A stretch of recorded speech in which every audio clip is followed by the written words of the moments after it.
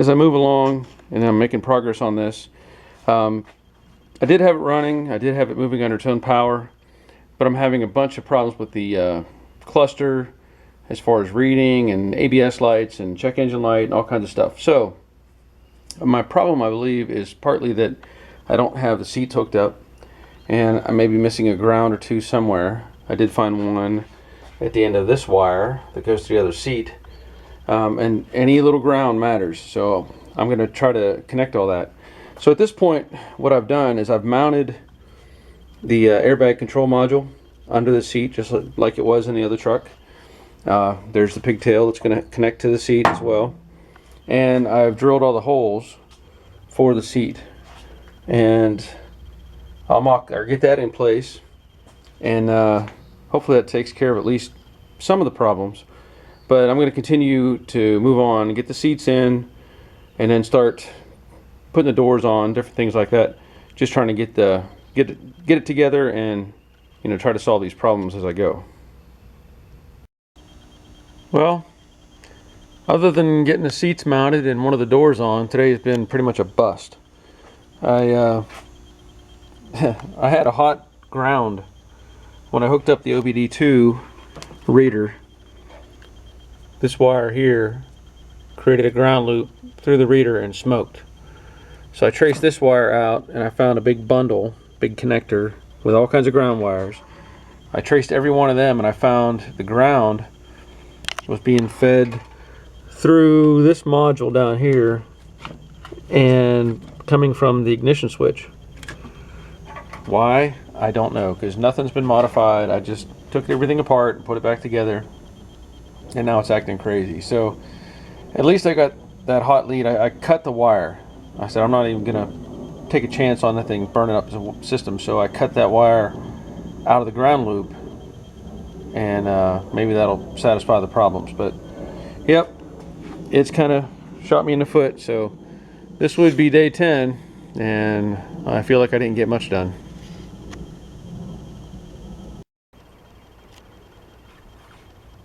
Well, there you see the mess that I have, and it's my own fault. I'll tell you that right up front. I got in a bit of a hurry, and I labeled everything. You can see my yellow tape that I have on things. This goes here, this goes there, as I normally would. Well, let me show you something. This connector is pretty unique. It has its own little tabs and special design inside. I know it's hard to see, it's not focusing.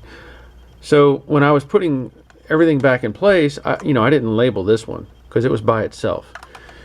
And what I did is I had plugged it into this module.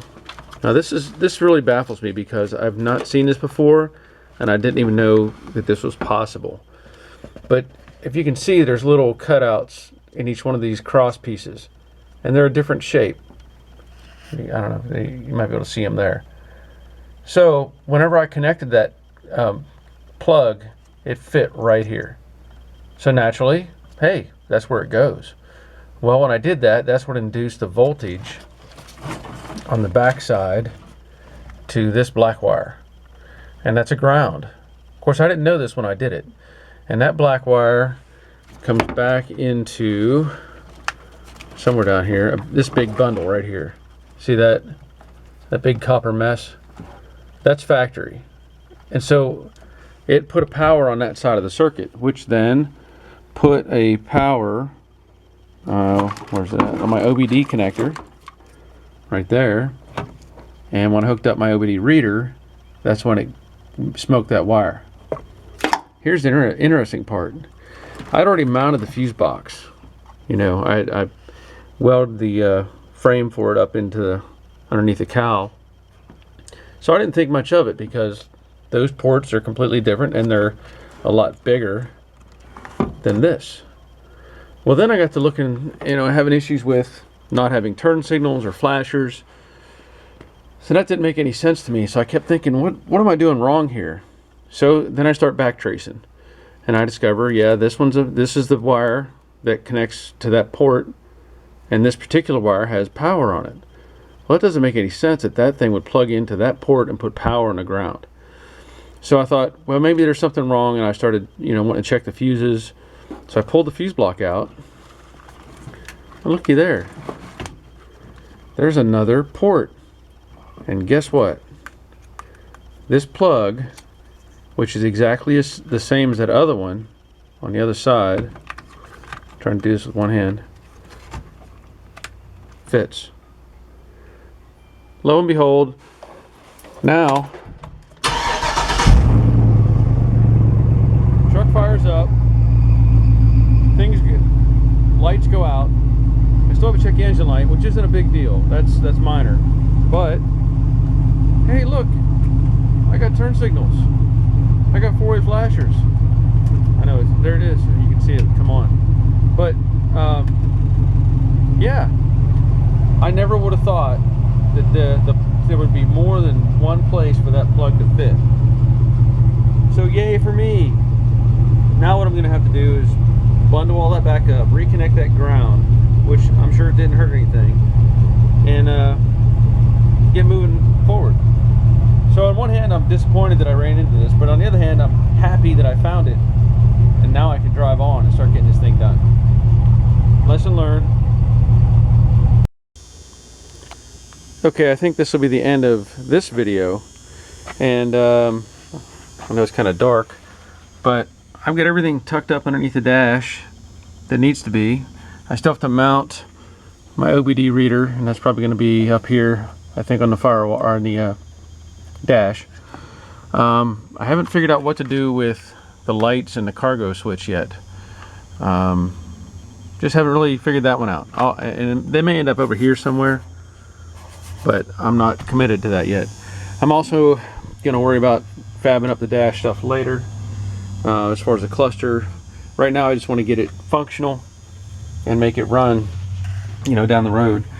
The only other thing I have over here, this is the passenger cutoff for the airbag. That can just go up underneath somewhere. That's the sensor for the lights to come on automatically, and that'll probably end up in the dash as well. And then I've got this bundle over here, which really does nothing. It was set up to be plugged into the heater controls and something else, but as far as I can tell, it's just a dead end. So I'll leave it connected, but I will not be using it. I also have a radio connector in there, and I'll be putting in a regular radio, and that's about it. The other thing is, I have the seats in, and I like them. They actually fit pretty comfortable. I'll have to come back later and address this. And I may put the center jump seat in, but it does not have an armrest, so I'm kind of debating on that one. It does have cup holders though, which is a plus. And I'll have to do something with the big hump. I don't need the big hump. I have it, and I'll probably use it at least short term. And I still have the big hole for the 4-speed, but there's a big distance. I can't really see it. Big distance from there to the transmission, so not an issue.